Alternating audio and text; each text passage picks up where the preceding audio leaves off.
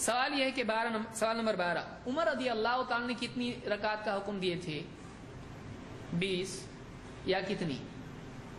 آپ دیکھیے صاحب ابن یزید کہتے ہیں امر عمر بن الخطاب ابی ابن کعب و تمیم الداری، عمر ابن خطاب رضی اللہ تعالیٰ نے حکم دیا ابی ابن کعب کو اور تمیم داری کو، یہ دو کون ہیں؟ یہ دونوں صحابی ہیں، ان دونوں کو حکم دیا ان یقوم للناس ب11 رکعہ، کہ وہ لوگوں کو دو امام ہوتے تھے،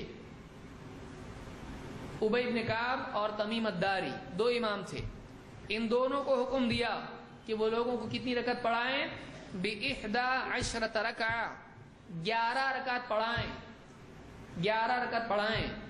قال وقد كان القارئ يقرأ بالمئین، قاری مئین 100 آیتیں والی صورتیں پڑھا کرتے تھے، اور حتى كنا نعتمد على العصي من طول القيام، یہاں تک کہ اتنا لمبا قیام ہوتا تھا کہ ہم کو نماز پڑھنے میں لمبے قیام کی وجہ سے ہم کو عصا کو ٹیک لگا کے ٹھہرنا پڑتا تھا، عصا لاٹھی کو ٹیک لگا کے ہم قیام کرتے تھے، اتنا لمبا قیام ہوتا تھا۔ وما كنا ننصرف الا في فروع الفجر، اور ہم واپس لوٹتے تھے تو کب لوٹتے تھے؟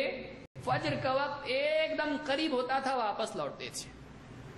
تہجد کی نماز پڑھتے تھے وہ لوگ، فجر کے قریب پہنچتے تھے، سحری کا وقت ہونا ہے ابھی، فروع الفجر ایک دم آخری وقت میں فجر کے قریب پہنچتے تھے۔ تو یہ نماز پوری کون سی تھی؟